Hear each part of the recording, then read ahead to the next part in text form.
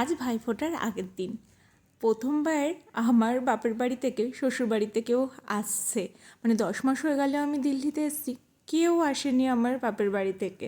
তাই মনটা আজ ভীষণ খুশি ছিল। আমি এদিকে সমস্ত কিছু গোছানো গাছানো শুরু করছিলাম, এই যে একজন যাবে স্টেশনে আনতে, ইনি এই জামা নয় ওই জামা নয় করেই যাচ্ছে। আর এদিকে আমি বিছানাতে নতুন চাদরটা পেতে দিয়েছি, বিছানাটা পরিষ্কার হয়ে থাকলে আমার যেন মনে হয় সব পরিষ্কার। দিন স্নান সেরে পুজো সেরে আস্তে আস্তে এই যে চলে এসে দিদা এখানে একটু ইমোশন হয়ে গেছিলো, কাঁদতে শুরু করে দিয়েছিল, কারণ সে ভাবতেই পারেনি নাতনির বাড়ি এত দূরে আসতে পারবে। আর এই যে দাদা চলে এসেছে, যেহেতু ভাইফোঁটার আগের দিন, মানে আমাদের বিয়ের আগে থেকেই কথা হয়ে গেছিলো যে ভাইফোঁটার দিন একে অপরকে ছাড়া কাটবেই না, সেহেতু আমি যেহেতু যেতে পারিনি তাই দাদা চলে এসেছিলো। মনটা ভীষণ খুশি হচ্ছিলো, আবার মায়ের জন্য, মা যেহেতু একা ওখানে আছে, মায়ের জন্য মনটা ভীষণ খারাপও করছিল। আর দিদারা আমার জন্য এক ব্যাগ শুধুমাত্র এটা ওটা খাবার এনেছে।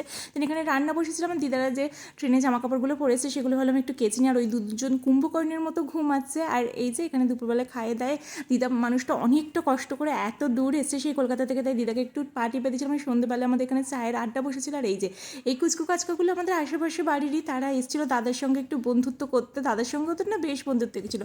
দিন সবাই মিলে গেছিলাম ছাদে বাজি ফাটাতে, মানে সেই আগের বছরের কালী পুজো, মানে প্রতি বছরের কালী পুজোর কথাটা মনে পড়ছে। দাদা যেহেতু এসছে, দাদার হাত ধরে বাজি ফাটানো করা। আর বাপি বছর আমাকে প্রথম রকেট ফাটাতে শেখালো, আমি এত বছর ভয়ের রকেটে আগুন দিতেই পারতাম না, বাপির হাত ধরে শিখলাম। চলো আজ তবে আসি, দেখা হচ্ছে নতুন কোনো ভিডিওর সাথে। সবাই ভালো থাকবে, সবাইকে ভালো রাখবে, দুগ্গা।